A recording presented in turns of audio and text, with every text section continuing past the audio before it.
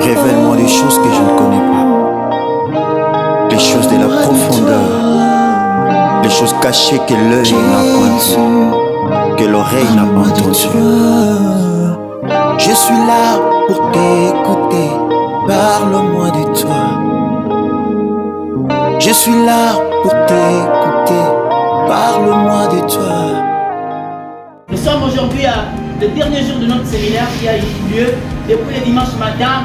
Les éminents serviteurs de Dieu se sont passés en ces lieux pour nous parler de la part de Dieu, pour nous communiquer la vie de Jésus. Alléluia. À chaque fois que nous venons ici, les travaux que nous faisions, c'est que nous communiquions la vie de Jésus aux hommes et au monde. Alléluia. Okay, nous avons reçu les éminents serviteurs de Dieu, nous avons reçu les hommes qui ont parlé. Je bénis Dieu pour toutes ces personnes qui m'ont précédé. Et moi je suis moi en tout cas. Alléluia. Amen. Vous savez, quand la grâce te trouve, les gens se posent toujours des questions. Alléluia. Quand la grâce te ramasse, les gens disent toujours, mais à combien de place on a gagné? Ce n'est autre que le résultat de la grâce de Dieu. En réalité, nous ne sommes rien. C'est la grâce de Dieu qui nous vivifie. Et je bénis Dieu pour mon pasteur, Papa Pierrot, pour cette opportunité, pour cette occasion qu'il m'a accordé de me tenir encore devant vous pour parler de la part de Dieu. Nous connaissons tous ce mois d'avril, c'est un mois de fête. C'est un mois où nous célébrons la mort et la résurrection de Jésus. Amen. Le Pâques en maîtrise, ça ne doit pas être comme toutes les Pâques des autres. Alléluia. Le Pâques, ça ne doit pas être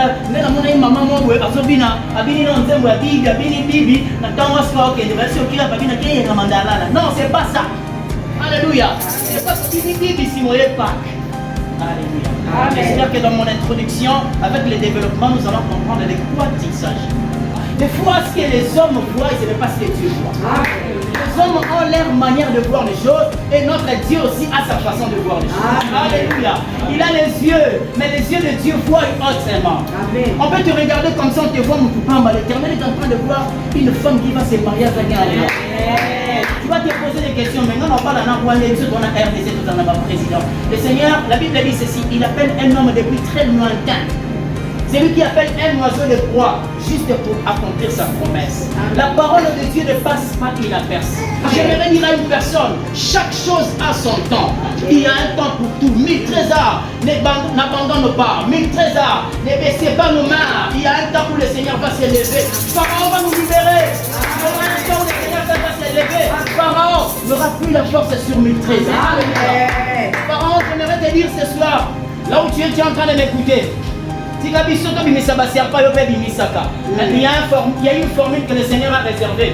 Là, tu ne le feras pas. Amen. Alléluia. Cette formule-là est réservée pour lui-même. Quand le Seigneur utilise sa dernière formule, le monde se tait. Alléluia. Quand le Seigneur utilise sa dernière formule, la vie d'un enfant de Dieu change. Amen. Ton histoire changera. Amen. On est dans le livre de Psaume 5, 68, verset 29. On peut lire rapidement la parole de Dieu. La raison qui nous a rassemblés ce soir, nous sommes en train de parler de Pâques. Alléluia. Amen. Nous avons deux types de Pâques. Les éminents serviteurs de Dieu qui sont passés en ces lieux, ils nous ont expliqué la Pâques. Ils nous ont parlé de la Pâques de l'Ancien et la Pâques du Nouveau Testament ou de la Nouvelle Alliance. J'aimerais donner cette différence rapidement. La différence entre les deux Pâques, le premier Pâques, c'est la Pâques des Juifs. Alléluia. C'est la Pâques des Juifs qui signifie sortir physiquement. Alléluia. C'est la dernière cartouche que le Seigneur a utilisée en Égypte pour faire sortir les enfants d'Israël. Toutes les stratégies que Dieu avait utilisées ce jour-là, ça n'a pas tenu. Pourquoi? Il avait endurci le cœur de Pharaon. Il a utilisé l'agneau.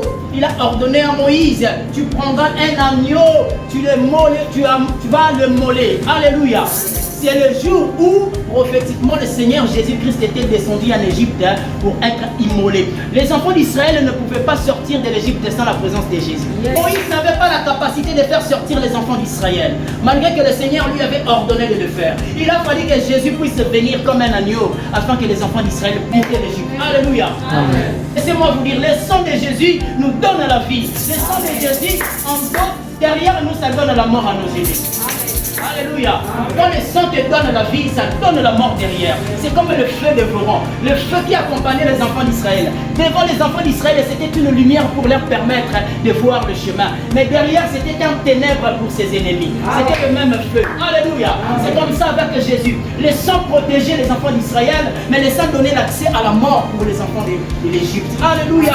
J'aimerais que tu puisses retenir cela. La Pâque des Juifs, c'est la sortie de l'esclavagisme, mais physiquement. Alléluia. Les enfants d'Israël ont sorti physiquement. C'est la première Pâque que nous voyons ici. Bien aimé, si ton esprit reste encore dans le monde, dans le secret, dans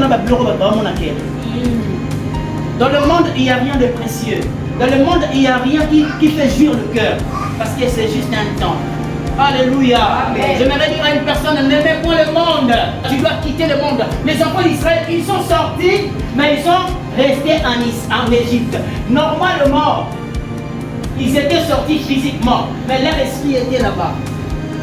Tu veux travailler un pénible travail tout en regrettant les concombres. Alors que Moïse est venu pour leur faire sortir de ces choses, mais eux, ils pensent toujours au passé.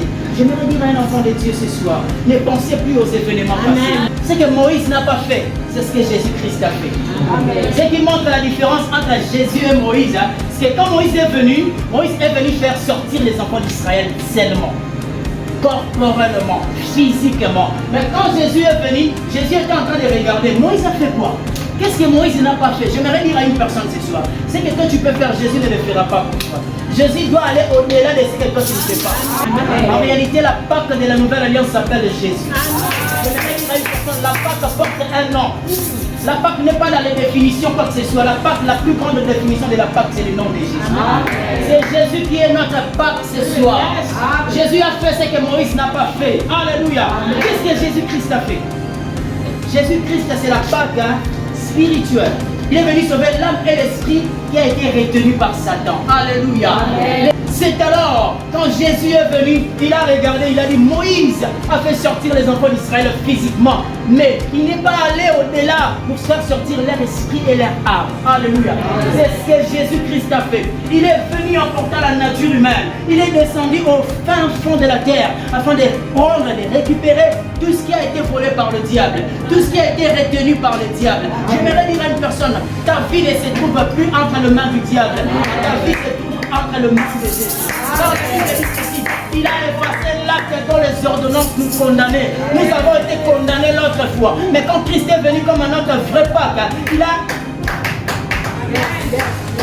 effacé l'acte. Pourquoi Jésus-Christ était enterré pendant 3 jours? Alléluia. Amen. Les 3 jours de Jésus à la tombe, c'était pour restaurer le corps, l'âme et l'esprit de l'homme. C'est ce que Moïse n'a pas fait. Alléluia. Amen. Jésus a été enterré pendant 3 jours. Là où il était en train de te restaurer, il était en train de me restaurer. Alléluia. Amen. Il restaurait mon corps. Ton corps là, c'est le temple du Saint-Esprit. Alléluia. Amen. Moïse ne savait pas que l'homme est tripartite. Excusez-moi de dire ça. Quand Jésus a regardé, il a vu dans l'homme, il y a l'âme. Il y a l'esprit où je vais aller au fin fond de la terre afin de restaurer cela. L'homme ne deviendra pas puissant par lui-même. On devient puissant par la mort et la résurrection de Jésus. J'aimerais dire à une personne, la tombe de Jésus nous donne l'ordre. Alléluia. La tombe de Jésus nous donne la capacité d'ordonner des choses. La tombe de Jésus nous donne la capacité de recevoir la puissance. Alléluia. On est puissant par la tombe de Jésus. On est puissant parce qu'il y a un homme qui s'est livré lui-même afin de nous donner cette puissance. Quand Dieu te dit, bon, cette fois-ci, la télé pour la Likambo, frères et sœurs, ata Satan yeye moko, asangani na batune nyonso, eloko ekomelo te na. Alléluia. Ata batiki na nzela mangenge na 1h du matin, le pasteur amemanga na papa Olivier, na 1h du matin, oke mangenge, oke kumisa nzambe ya motala na sima. Pasteur atala radio. Omi tuna wanga siko botu na nani ozana katikati, nani ozana liboso, na ina sima. À 1h du matin. Vitu ke bébé la biso banda ba aéro. Ah na. Pour ça ça pasteur, pour ça on a photo ya dalo. Il est déterminé dans ce qu'il est en train de faire. Eh yo banga de banda la lega na zela na 1h. La banga suma ba diba mitu. Tu dois tuer ton corps. La puissance de Dieu exige la mort. On ne peut pas vivre la puissance de Dieu sans passer par la mort. La mort nous donne la puissance. La mort nous donne la capacité capacité devant Satan. C'est la mort qui fera en sorte que Satan ne puisse pas te toucher. Amen. Avec Jésus, il faut mourir.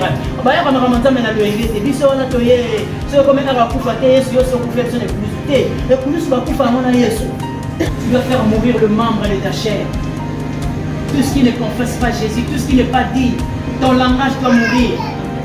Peut-être ton problème c'est le langage. Ton problème c'est le caractère là que ça doit mourir.